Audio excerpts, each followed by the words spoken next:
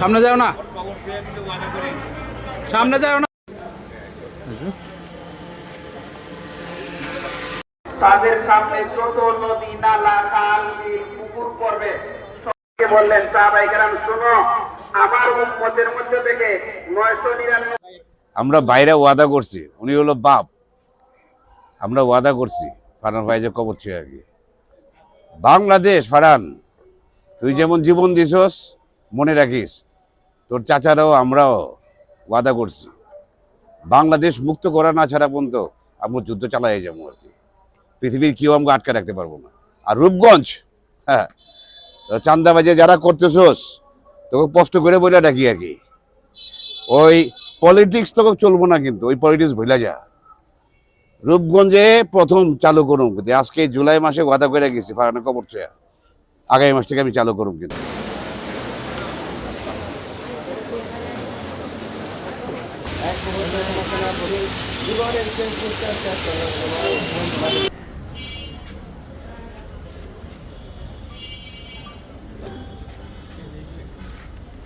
ظلمنا أنفسنا وإن لم تغفر لنا وترحمنا لنكونن من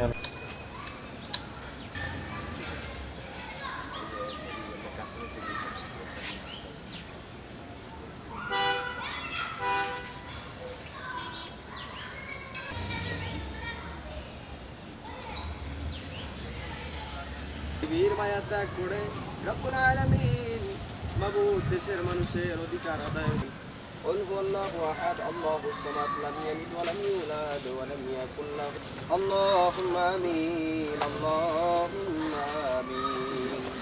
পাকস্তানে দাঁড়িয়ে আমরা গুনাহগারের দল একত্রিত হয়ে তোমার কালামুল রব্বুল আলামিন আমাদের তেলাওয়াতের ভুল বেয়াদবি অন্যায় মাফ করে কবুল করে নাও। যত মুসলমান নর নারী অন্ধকার করে গেছেন প্রত্যেকের রহমানির রহিম। قل هو الله احد الله الصمد لم يلد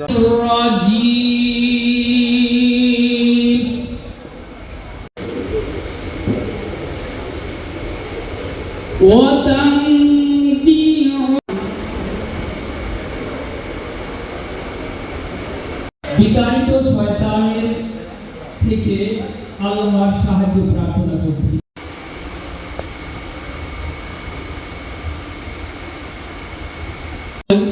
আল্লাহর নামে শুরু করছি।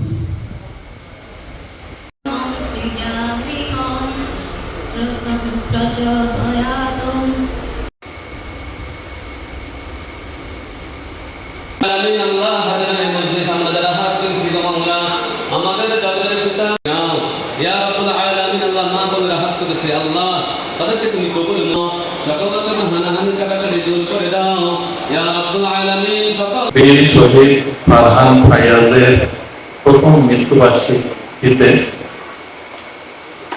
প্রাথমিক ও গণশিক্ষা মন্ত্রণালয় এবং সারা দেশব্যাপী প্রাথমিক শিক্ষা পরিবারের সকল সদস্যের পক্ষ থেকে তার প্রতি পরম শ্রদ্ধা জ্ঞাপন করছি এবং তার রুহের মাগফিরাত কামনা করছি। এত কম বয়সে ঢাকা রেসিডেন্সিয়াল মডেল কলেজের একাদশ শ্রেণীর একজন ছাত্র, যার জীবনী আমি পড়ছিলাম,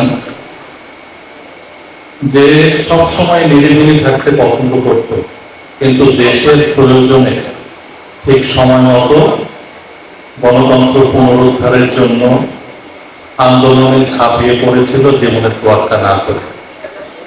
এবং আজকের এই দিনে গত বছর শাহাদত বরণ করেছেন। শুধুমাত্র তিনি নন, তার সাথে সাথে আরো অনেকে শাহাদত বরণ করেছেন। আমি সকলের রুহের মাগফিরাত কামনা করছি। ফারহান ফাইয়াজ আমাদের সামনে একটি আদর্শ, একটি মডেল। বিশেষত এই রূপগঞ্জ উপজেলায় আমার সামনে উপবিষ্ট যে শিক্ষার্থীগণ রয়েছে, আমাদের পরবর্তী প্রজন্ম যারা দেশকে নেতৃত্ব দিবে, তারা তার আদর্শকে ধারণ করে নিজের কার্যাবলীর মাধ্যমে ভালো কিছু দৃষ্টান্ত স্থাপনের মাধ্যমে এই দেশকে সমৃদ্ধির দিকে, নতুন বাংলাদেশ গড়ার দিকে কিন্তু এগিয়ে নিয়ে যেতে পারা দরকার।